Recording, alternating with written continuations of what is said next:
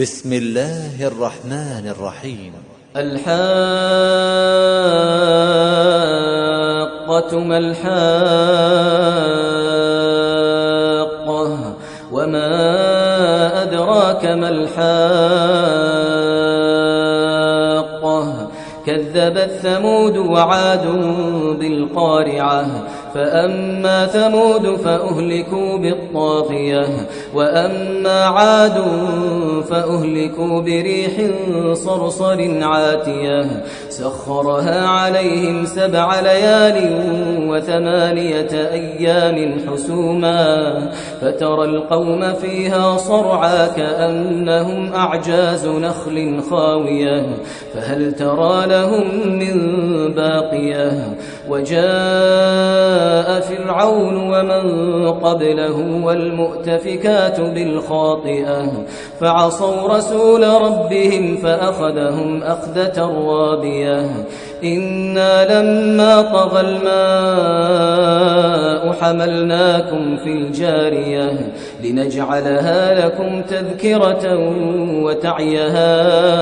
أذن واعية فإذا نفخ في الصور نفخة واحدة وحملت الأرض والجبال فدكتا دكة واحدة فيومئذ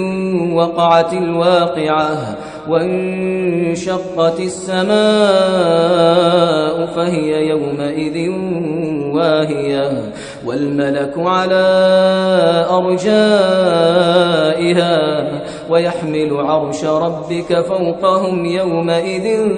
8 يومئذ تعرضون لا تخفى منكم خافية يومئذ تعرضون لا تخفى منكم خافية فأما من أوتي كتابه بيمينه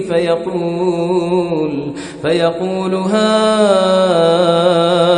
اقرءوا كتابيه إني ظننت أني ملاق حسابيه فهو في عيشة راضية في جنة عالية قطوفها دانية كلوا واشربوا هنيئا بما أسلفتم في الأيام الخالية وأما من أوتي كتابه بشماله فيقول يا ليتني لم أوت كتابيه ولم أدر ما حسابيه يا ليتها كانت القاضية ما أغنى عني ماليه هلك عني سلطانيه خذوه فغلوه ثم الجحيم صلوه ثم في سلسلة ذرعها 70 ذراعا فاسلكوه إنه كان لا يؤمن بالله العظيم ولا يحض على طعام المسكين فليس له اليوم هاهنا حميم ولا طعام إلا من غسلين لا يأكله إلا الخاطئون فلا أقسم بما تبصرون وما لا تبصرون إنه لقول رسول كريم وما هو بقول شاعر قليلا ما تؤمنون ولا بقول كاهن قليلا ما تذكرون تنزيل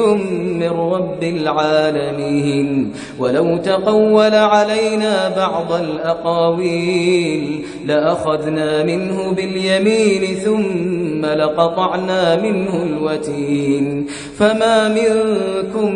من أحد عنه حاجزين وإنه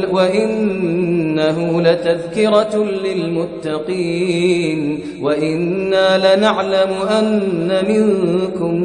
مكذبين وإنه لحسرة على الكافرين وإنه لحق اليقين فسبح باسم ربك العظيم.